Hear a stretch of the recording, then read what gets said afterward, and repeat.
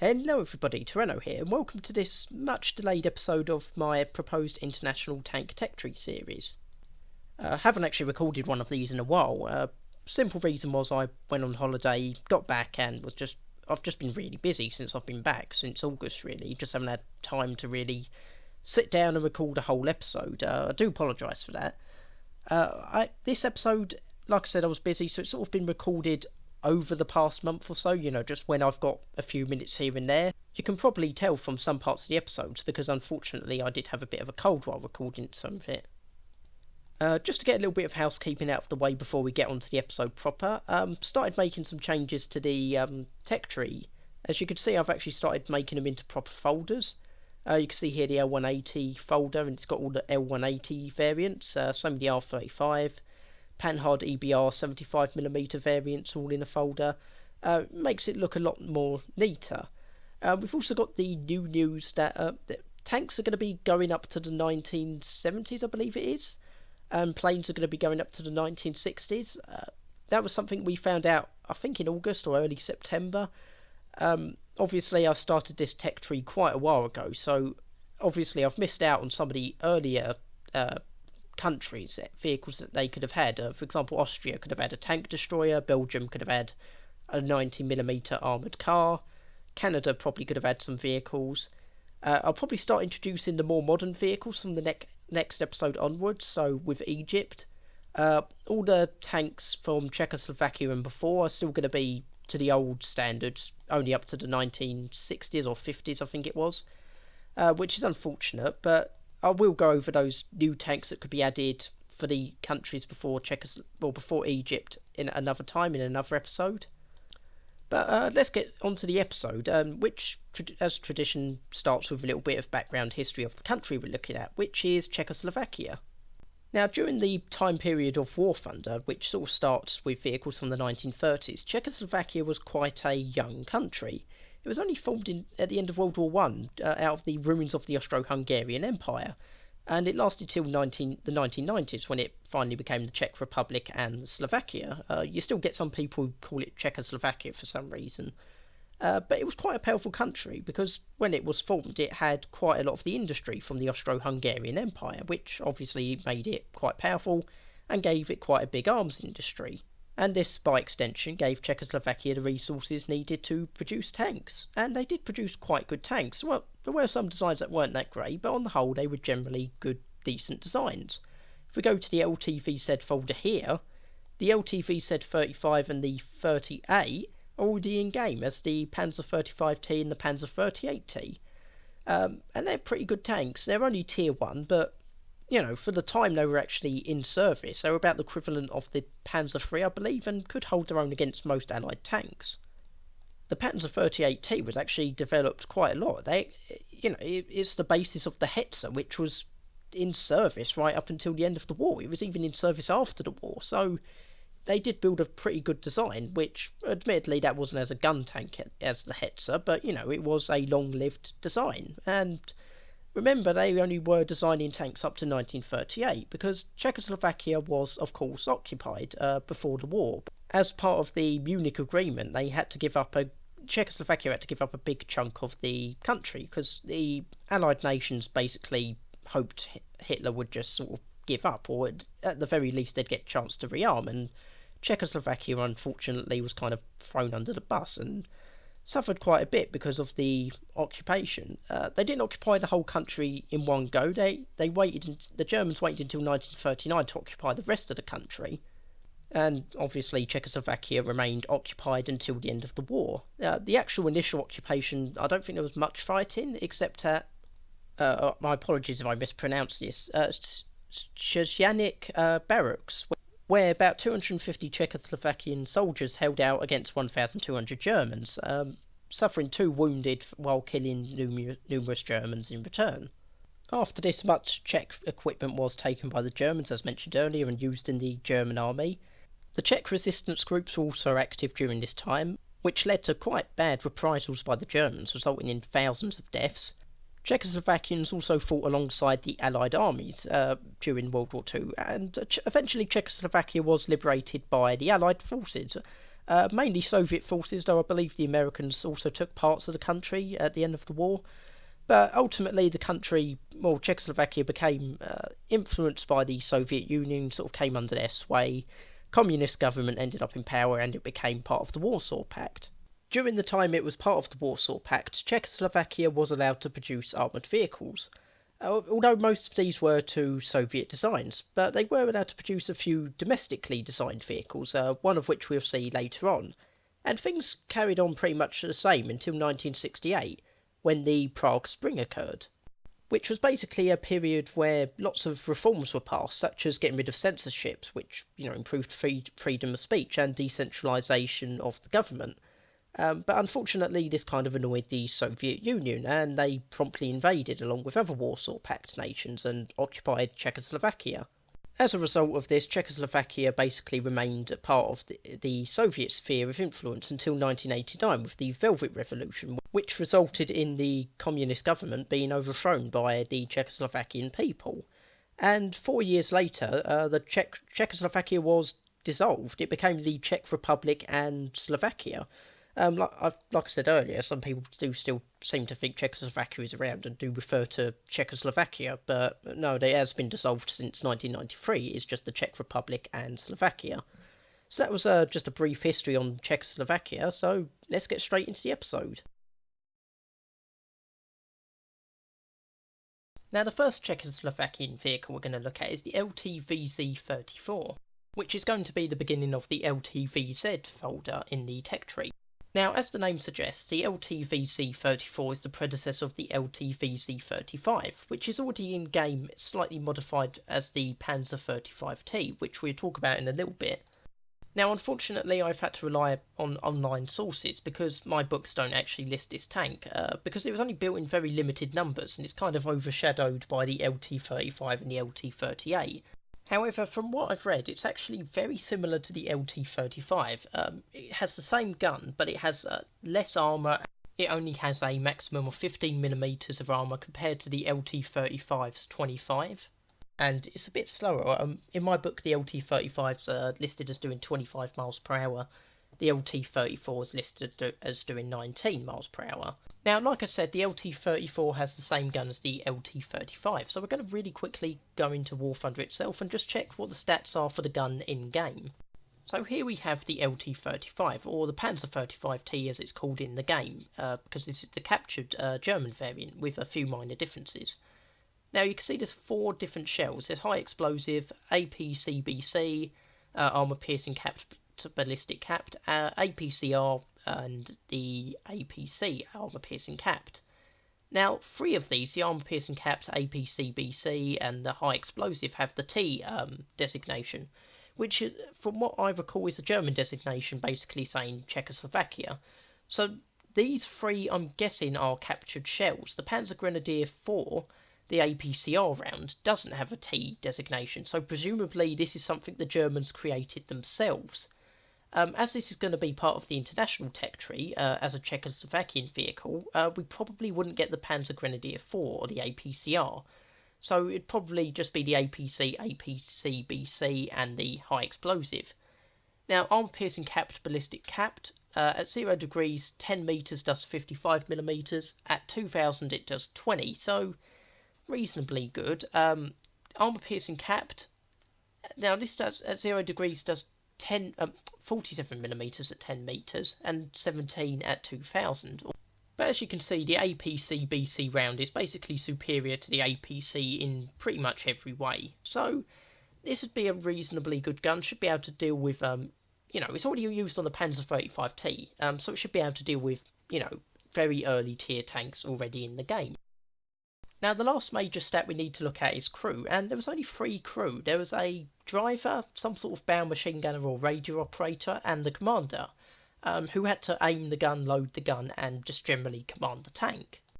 Now, the low amount of crew for the LT-34 is a massive disadvantage, because basically the way kills work in War Thunder ground forces, you're counted as killed if there isn't any crew to fill the driver and the gunner seats at the same time. Obviously, you've only got 3 crewmen as it is, so 1 in the gunner seat, 1 in the driver, so if you lose one of them, you've got one replacement and that's it. If you lose two crewmen in the same shot, you've basically lost your tank. Well, you're counted as killed. Add to that the thin armour, which is vulnerable to pretty much all weapons in the game, including the 50 caliber machine gun used on the American tanks. You've got a pretty easy to knock out tank, although, like I said, it's got a pretty good gun, so that should even the odds a bit. So where would I put this tank in the tech tree? Well, like I said, it's the predecessor of the LTVZ-35. In fact, it's the top of the LTVZ folder. And the tank that comes after it, the LT-35, is already in the game as the Panzer 35T, as a battle weight in 1.0 Tier 1 reserve tank. I presume, well, it would make sense to put this as a battle rating 1.0 Tier 1 tank as well. You could possibly have the LT-35 as an additional reserve tank, or possibly put that at 1.3.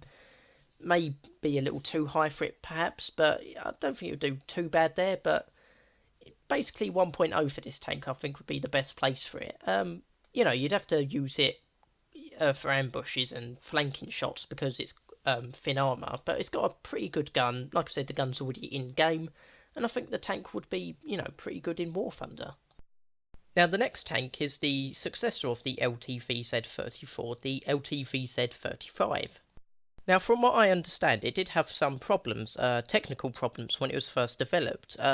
I believe it also had some problems to do with some innovative features. For example, compressed air was used to assist steering and transmission, which didn't particularly work all that well in the cold. But it's a pretty good tank, and like I said, it's already in War Thunder as the Panzer 35T, so we're going to quickly look at it in War Thunder.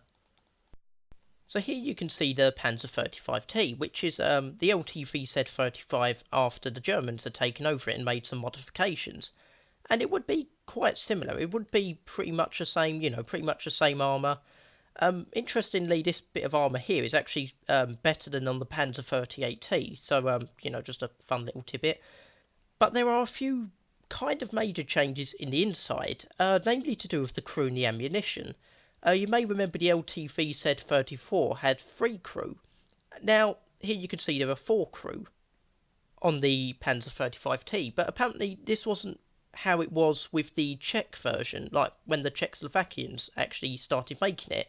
Apparently they stuck to the 3 crew members, with the 4th crew member being added in later on by the Germans, which led to a reduction of ammo. I didn't know about this. I only found out about it by mistake, but I did some searching. I found a few different sources.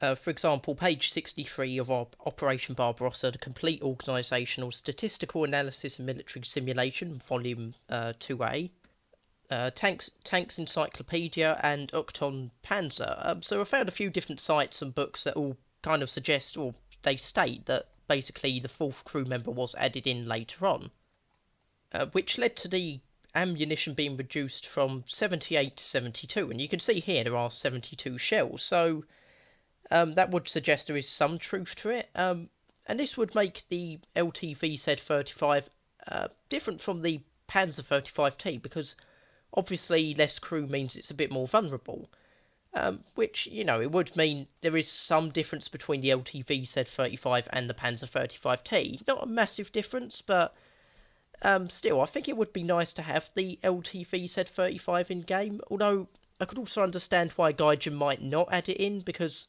obviously, externally, these tanks are very similar.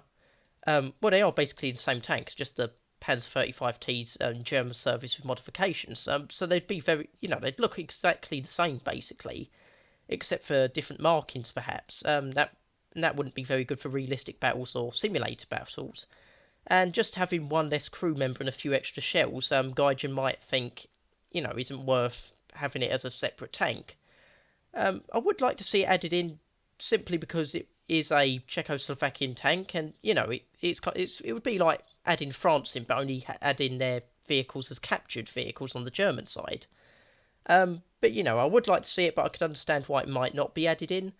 Battle rating, well, it's battle rating 1, the Panzer 35T. I did say earlier it could go up to 1.3, the LTVZ-35, but well, the Panzer 35T could go up to 1.3. The LTVZ-35 would probably have to stay battle rating 1 as well, because it has less crew members.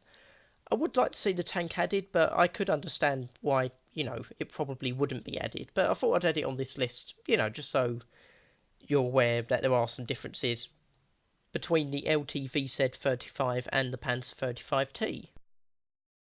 Now, the next tank on our list is the LTVZ-38, and I'm a little less sure about adding this into War Thunder as a separate vehicle, because while it was developed by Czechoslovakia, it was never used by them. It was still in production. Maybe a few had got to their units, but it was never in operational service. And Germany was the main user, so which I'm a little bit unsure of adding it as an international tech tree vehicle or as part of the Czechoslovakian part of the international tech tree. It could possibly go in the export/foreign vehicles category because it was never really used by Czechoslovakia. But I've put it here for the moment because they were the ones who produced and designed it, and the only other user was the Germans, obviously, who aren't going to be in the international tech tree particularly. But we'll look at it in War Thunder quickly, and we'll check the stats of it. So here we have the Panzer 38T, which is the LTVZ-38 in German service. And like I said earlier, well, it's basically the same as it was in Czech service. Well, it wasn't really in Czech service. But like I said earlier with the LTVZ-35, this area is actually weaker on this model, despite it being, the next model. Only 30mm effective thickness compared to something like 60 on the LTVZ-35. I'm not sure why that is. It has a slightly better gun. It's still 37mm, but it's a 38T rather than 34T. Again, armour-piercing capped shells and armour-piercing capped ballistic capped. The APC shell at 0 degrees 10 metres does 59mm penetration at 2021. APCBC at 10 metres 0 degrees does 68mm and at 2000 does 25.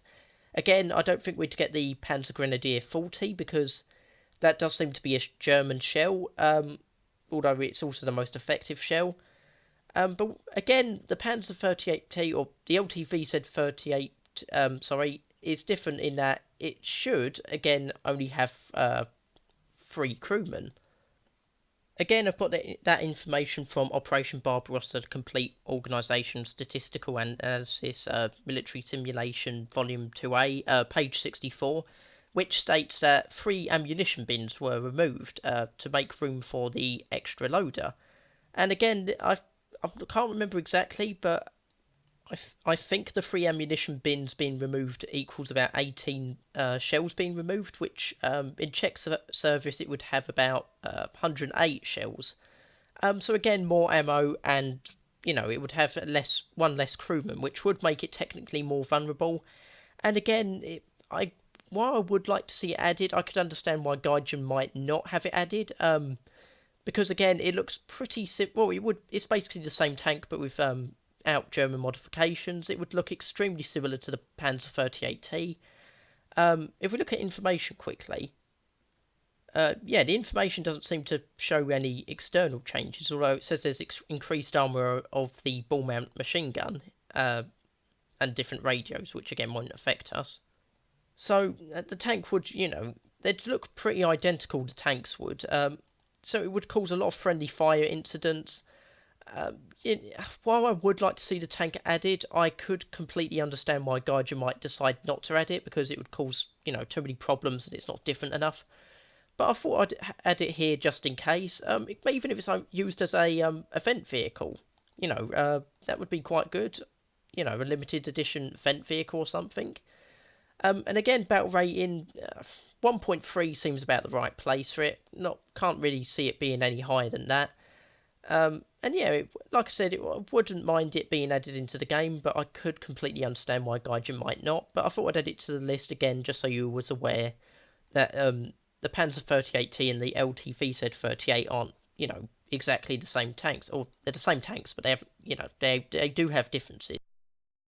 Now, the next potential vehicle or two, I'm not really sure about. It's T-54s that were built in Czechoslovakia. And they are the T-54A and the T-54AR. Now, usually for vehicles that are from other countries, I'd put it in the foreign/export/lend-lease category. but these were actually built in Czechoslovakia and had Czechoslovakian modifications, so it kind of makes sense to put it in the Czechoslovakian tank category. However, there's only really two variants that make sense, the T-54A and the T-54AR, and unfortunately they're not really that different from the main Soviet T-54. The modifications on the T-54A, for example, are mainly to do with the engine access and reducing track shredding, and the T-54AR is basically a T-54A with a folding snorkel for going under rivers, which would be quite good if you could, just go under rivers or under the lake on Poland or something, but, it's not really that practical, and it's not really that different from the T-54A. Although, interestingly, on the German tech tree, the Panzer III-M, according to the description in-game, is a Panzer III-L with waterproofing as well. So, there is a precedent for just creating new tanks with really minor differences, such as, being able to go under rivers and such. So, I'm not really sure if these tanks should be added into the game, because obviously they are basically the same as the T-54A already in-game. Although it would perhaps be good if you had some sort of Warsaw Pact versus NATO situation. You're not going to have any chance of friendly fire because presumably the Czechoslovakians would be on the same side. The battle rating would presumably be the same as the T-54 1951, which I think is battle rating 8 at the minute, although I know they're going to be changing them in a week or two, so that might be changed.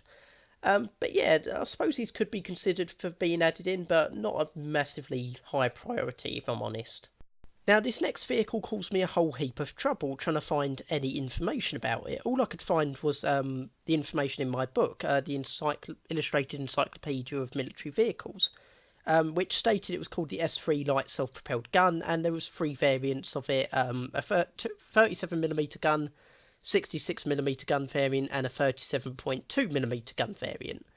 But I did some looking online, and completely by fluke, I managed to find the exact same picture. And it turns out my book was basically completely wrong. It was made in 1980, so they probably didn't have access to the archives, had the wrong information. But it was actually called the PUV-6. Unfortunately, I had to rely on online sources.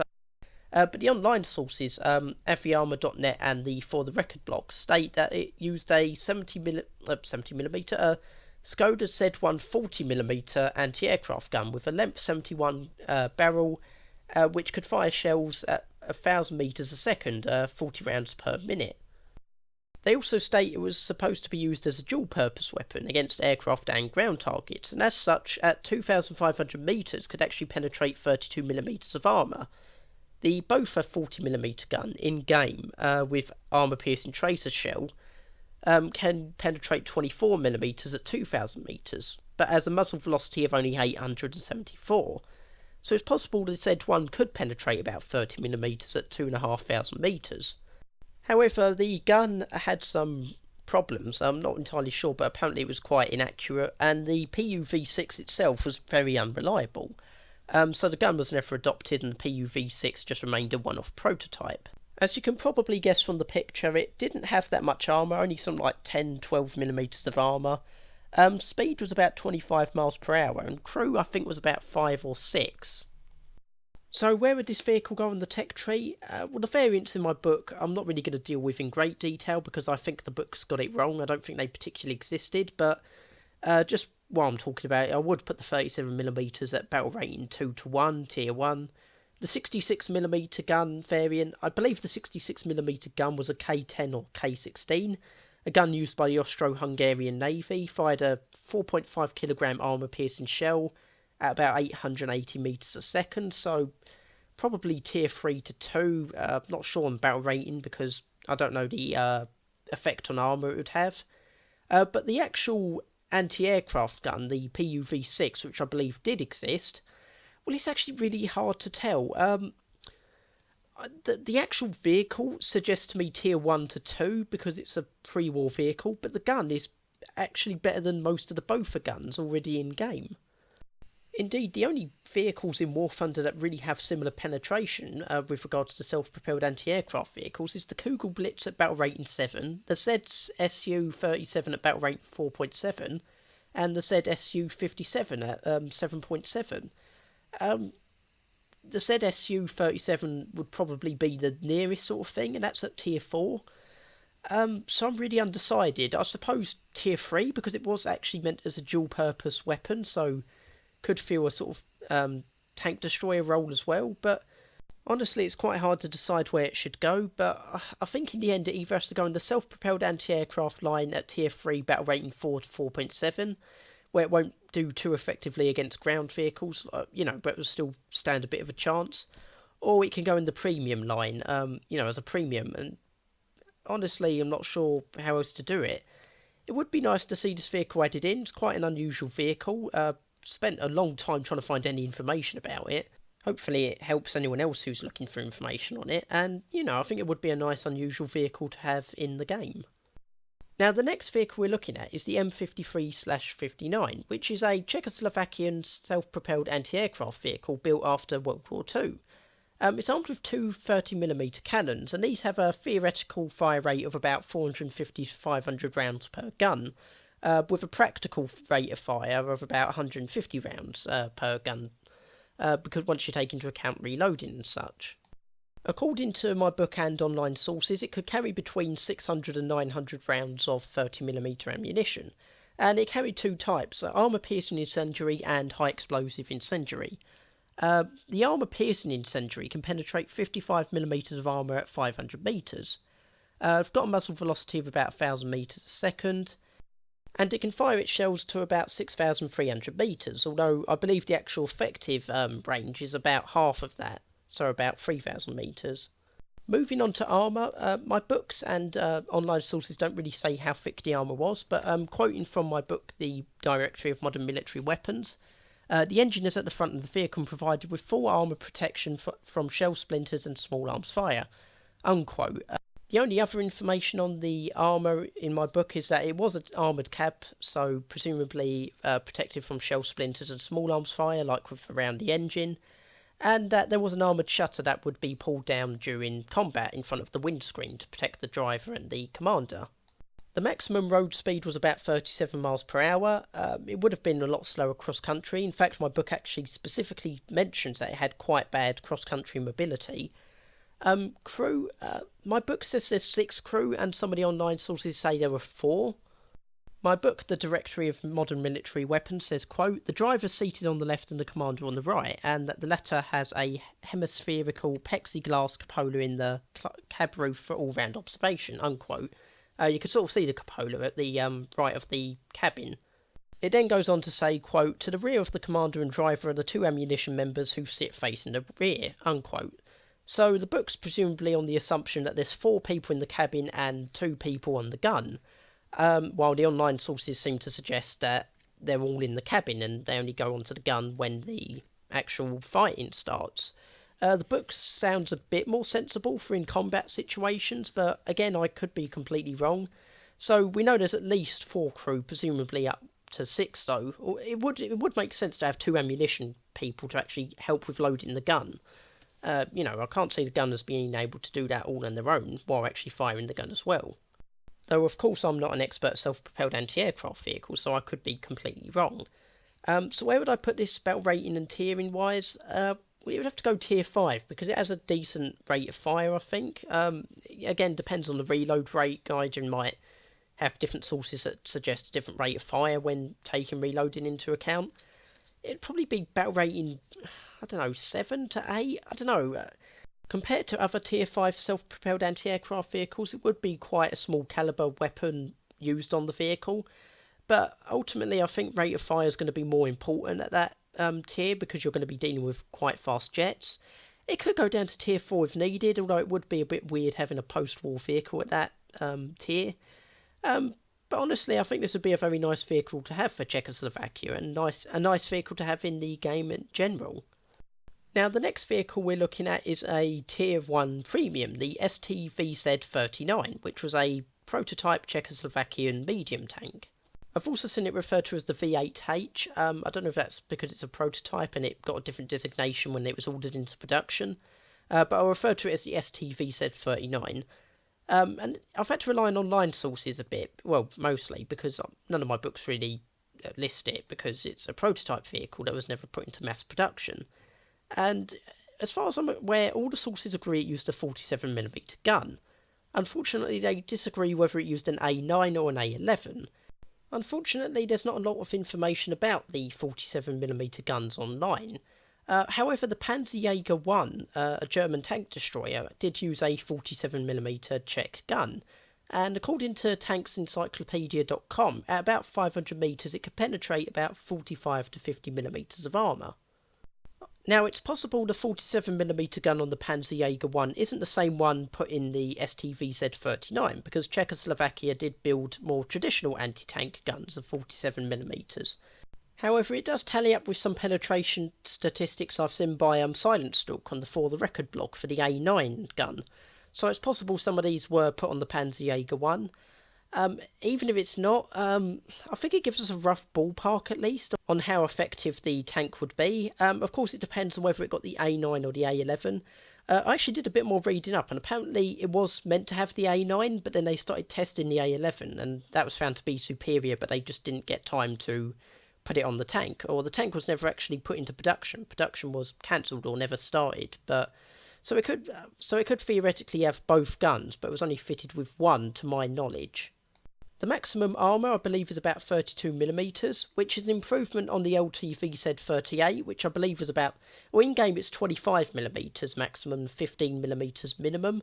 I'm guessing minimum armour would be around that thickness as well, though I can't confirm it 100%. According to aviarmor.net, the maximum road speed is about 27 miles per hour. It doesn't say what it would be cross-country, which would presumably be slower. Interestingly, the crew is actually 4. If I'm looking at Aviarmor again, it says that there was a driver, gunner, commander and radio telegraphist, with the driver and the wireless operator telegraphist being in the hull, and the gunner and commander being in the turret. So they did actually start adding additional people into the turret with this design. You may recall in the earlier designs there was only one person in the turret who was in charge of operating the gun, loading it and commanding the tank. So obviously they seem to have actually started adding extra personnel into the turret. Where would I put this tiering and battle rating wise? I've put it in a premium category because only one or two of these were actually made. Tier 1, Tier 1 seems the most sensible place to put it. Probably battle rating 2.3 or 2. If I put it any higher than that, it's going to start going against T-34s and Shermans. As it is, the M3 Lee is 2.7, so, 2.3, so it could occasionally see those vehicles, but mainly lower tier vehicles. But, I think that would be a good place for it, about 2.3. So hopefully this tank can be added into the game or into the tech tree. Like I said, I've put it as a premium because there are lots of Czechoslovakian vehicles and only one or two of these were actually built.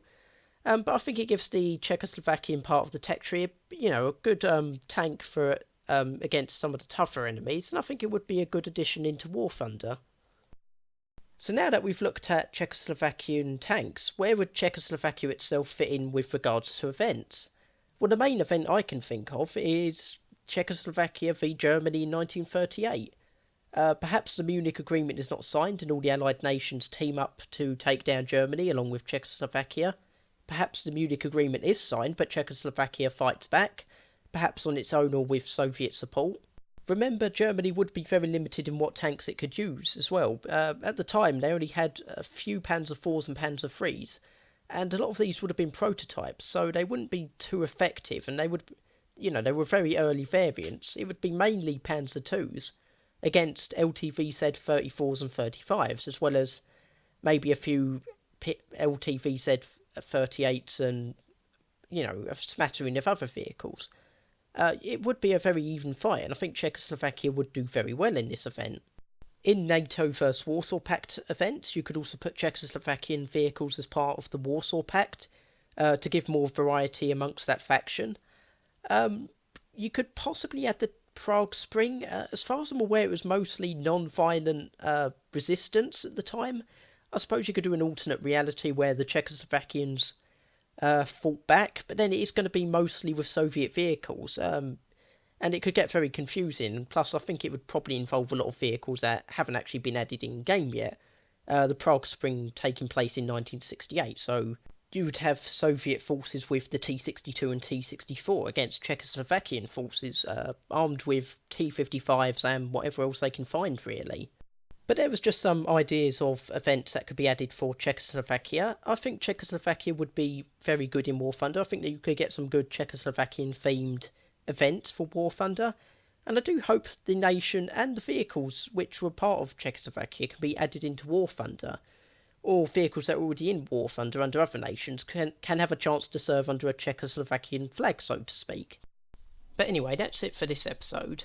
Again, apologies for it taking so long to be released. As you can see, the next episode will be about Egypt or Egyptian tanks. You can see there's only 2 there at the moment. I might be able to get 1 or 2 extra ones in there, but I think it's going to be quite a short episode. Again, apologies in advance for that. But anyway, I hope you enjoyed the episode. Leave a like if you did. Subscribe if you like these sorts of videos. Leave feedback. Could always do with more feedback. And yeah, thanks for watching. I'll see you next time. Also, if you enjoyed that episode, then don't forget to click the links to check out my other proposed Tank Tech Tree series for War Thunder.